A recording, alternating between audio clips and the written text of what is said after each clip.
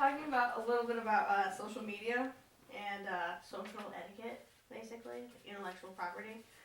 Um, so according to a article on Britannica, like 360 million people have access to the internet, and I'm pretty sure a lot of those people steal from the internet.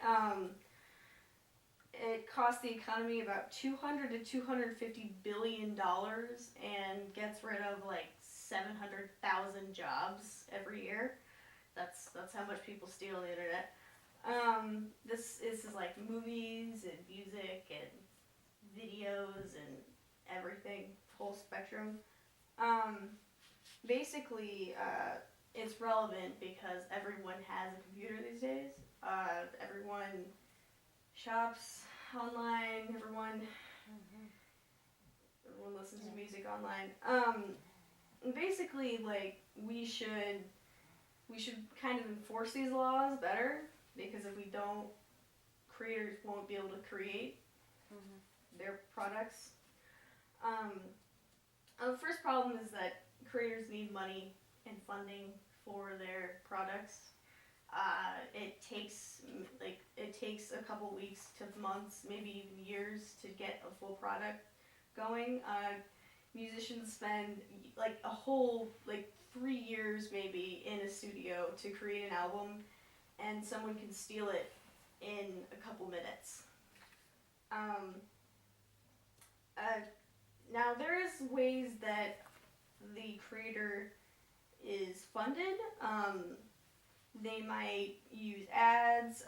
They can get corporate sponsorship. That's a little tricky because you have to be careful what kind of investors you keep in contact with, and a lot of them are crooked and might take you out of your money.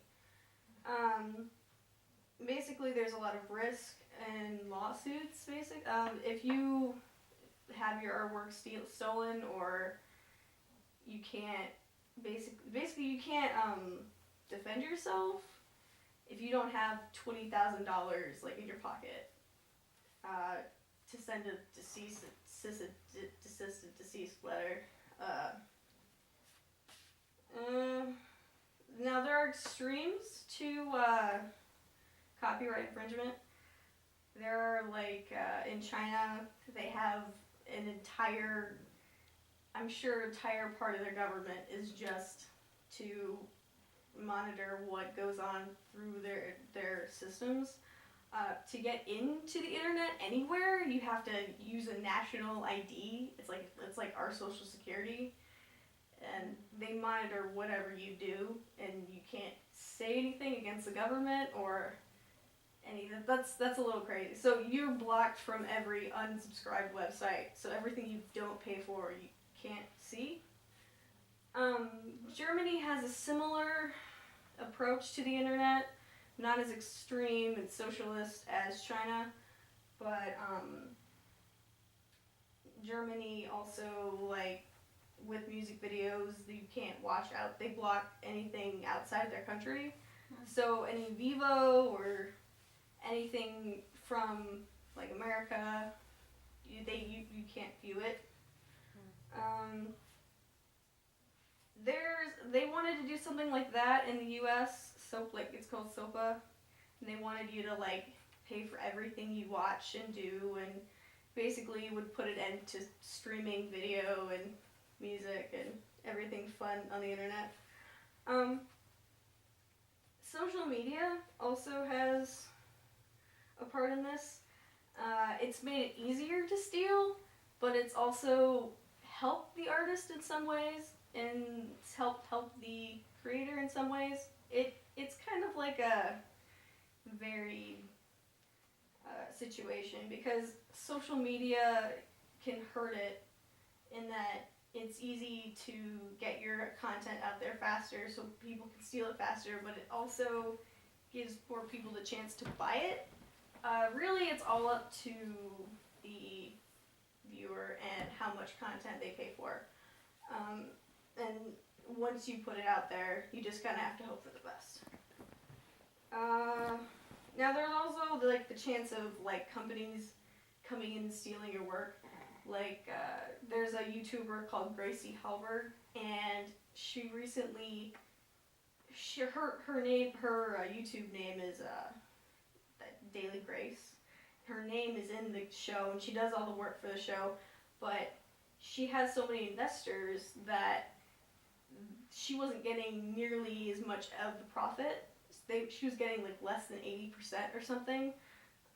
Like she's getting like 10-20% of her own content worth. And so she broke away from that, and it was disastrous, I guess, for her, because she lost so many viewers and like a lot of revenue, but she wanted to own herself again. So corporate sponsorship is good, and it's also kind of dangerous to the creator. The average person, like I said, steals a lot of the music. It's about 100 to 250 billion a year, but that's just an estimate. It needs to, you need to keep in mind that it kind of, um, it kind of,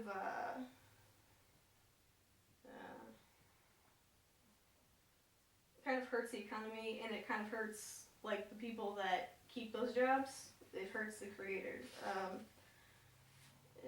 So in conclusion, don't steal music and content because someone worked really hard to make it. Very good. Very good. Yay!